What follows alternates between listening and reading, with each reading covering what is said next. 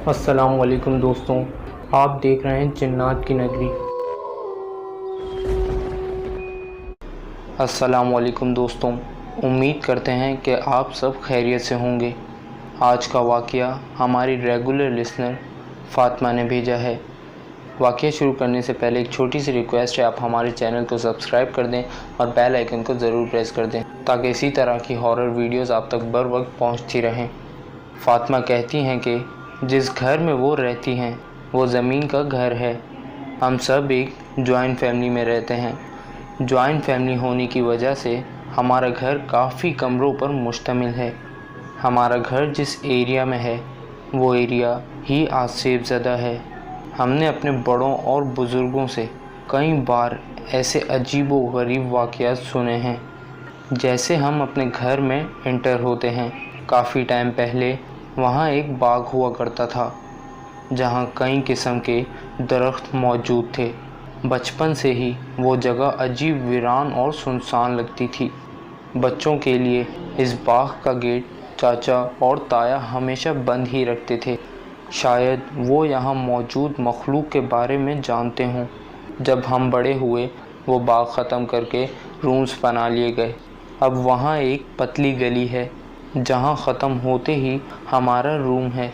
हमारे रूम का दरवाज़ा इस गली में ही खुलता है और दूसरा दरवाज़ा सहन में। अक्सर हमारे घर में सब जल्दी ही सो जाते हैं। मैं और मेरा भाई अक्सर लेट सोते हैं, लेकिन उस रात मैं सिर्फ़ अपने रूम में अकेले ही जाग रही थी। मैं अपने रूम में बैठी मोबाइल यूज़ कर रही थी। रूम की लाइट भी ऑफ़ थी और बाहर सहन और गली की लाइट्स ऑन थीं। मैं पहले ही बता चुकी हूँ कि सहन और गली का दरवाज़ा हमारे रूम में खुलता है और वो दरवाज़े मैं सोने से पहले बंद कर देती हूँ। मोबाइल यूज़ करते हुए मुझे ऐसा महसूस हुआ कि गली में कोई टहल रहा है।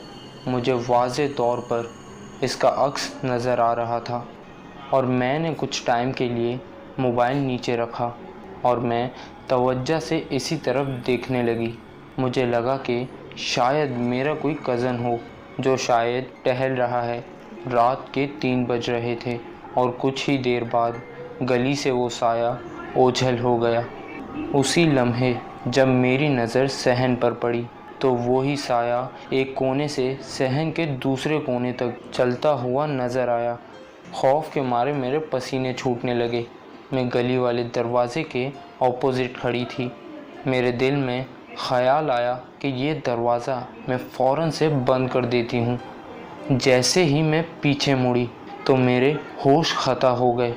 वो अजीबो गरीब मखलूक घूरे हुए सामने खड़ी थी। ज़िंदगी में मैंने ऐसी खौफनाक शक्ल नहीं देखी होगी। उसका छोटा सा मुँह, घुंघरियाले बड़े फैले हुए बाल और अजीब से दांत, और वो मुझे घूरे जा रहा था। बेसाख्ता मैं इतनी ज़ोर से चिल्लाई कि सारे घर वाले उठ गए और हमारे कमरे की तरफ दौड़े। अल्फाज तो मेरे निकल ही नहीं रहे थे। मैंने इशारों से बताया कि कोई है वहाँ। अम्मी और चाची सहन की तरफ भागीं कि देखते हैं क्या चीज़ है। देखा, लेकिन सहन में कोई भी ना था। उस रात के बाद मैं काफ़ी बीमार रहने लगी और मेरे अंदर उस रात का खौफ बैठ गया था। और फिर मैं रूम में कभी अकेली नहीं बैठी और ना ही अकेली कभी लेट नाइट जागी, क्योंकि उस रात ने मुझे बहुत खौफज़दा कर दिया था। उस रात का खौफ मेरे अंदर बैठ गया था। जब मैं उस रात को याद करती हूँ तो मुझे आज भी डर लगता है। ये था फ़ातिमा का वाक़या जो उन्होंने हमारे साथ शेयर किया। थैंक यू फ़ातिमा कि आपने हमारे साथ ये वाक़या शेयर किया। और अब चलते हैं दूसरे वाक़ये की तरफ। हमारा ये दूसरा वाक़या हमारे लिसनर आतिफ़ ने भेजा है, तो चले वाक़या शुरू करते हैं। आतिफ़ बताते हैं कि हमारा घर डबल स्टोरी है। हमारे रूम के साइड वाले सहन में टैंकी और एक बड़ा सा परिंदों का पिंजरा है। सहन में एक बड़ा सा दरख्त भी हुआ करता था, लेकिन घर बनाते हुए हमने वो दरख्त काट दिया था। اکثر اوقات ہم سب گھر والے وہاں عجیب و غریب نیگیٹو ایکٹیویٹیز ہوتے دیکھتے تھے، کیونکہ لیٹ نائٹ جاگنے کی وجہ سے میں اکثر اسی صحن میں ٹہلتا رہتا تھا۔ ایک رات میں آدھی رات کو فون پر بات کر رہا تھا۔ پرندوں کے پنجرے سے مجھے عجیب آوازیں آ رہی تھیں۔ میں نے 2-3 بار پنجرے کے پاس جا کر دیکھا، لیکن پنجرے میں پرندے آرام سے سو رہے تھے۔ یہ عجیب و غریب آواز اور ہلچل جو میں سن رہا تھا وہ صحن سے آ رہی تھی، اور میں نے وہاں سے جانے کا ارادہ کیا۔ جیسے ہی میں آگے چلتا گیا تو پنجرہ ہلنے اور پرندوں کی آوازیں اچانک تیز ہو گئیں۔ اب جب میں نے پیچھے مڑ کر دیکھا تو حواس باختہ ہو گیا۔ پنجرے کے سامنے مکمل جلا ہوا آدمی جو کالی چادر اوڑھے کھڑا تھا۔ میں نے یہ دیکھا جیسے میری ٹانگوں سے جان نکل گئی اور میرا موبائل وہیں پر گر گیا۔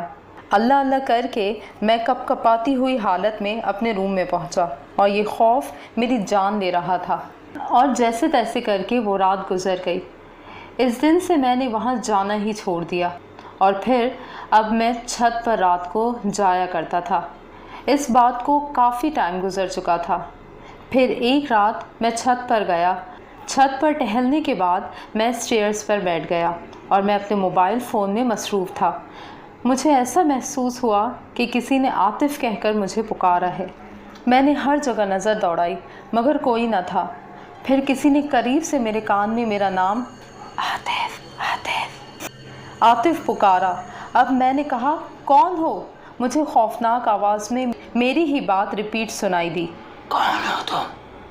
اب جب میں نے پیچھے مڑ کر دیکھا تو میرے سامنے وہی پنجرے کے برابر والا جلا ہوا جسم پر کالی چادر اوڑھے آدمی بیٹھا تھا۔ چلاتے ہوئے میں سیڑھیوں سے پاگلوں کی طرح نیچے اتر رہا تھا کہ گر کر مجھے فریکچر ہو گیا۔ گھر والوں نے مسلسل مجھے مولوی صاحب سے دم کرایا، اور اب بھی کرواتے ہیں تاکہ وہ چیز دوبارہ مجھے تکلیف نہ دے، اور اب میں صحن اور چھت پر جانے کا اکیلے سوچتا بھی نہیں۔ یہ تھا وہ واقعہ جو عاطف کے ساتھ پیش آیا اور عاطف نے ہمارے ساتھ شیئر کیا۔ Thank you Atif. ہمیں بھی رات کے پہر اپنے گھر میں چھت پر یا کہیں بھی باہر جاتے ہوئے احتیاط ضرور کرنی چاہیے، اور مسلسل اللہ کا ورد اپنی زبان پر رکھنا چاہیے تاکہ ہم ہر طرح کی شر سے اللہ تعالیٰ کی پناہ میں رہیں۔ اگر آپ کو ہارر اسٹوریز پسند ہے تو آپ ہمارے چینل کو سبسکرائب کر دیں اور ساتھ میں دیے ہوئے بیل آئیکن کو ضرور پریس کریں تاکہ اس طرح کی ہارر ویڈیو آپ تک بر وقت پہنچتی رہیں۔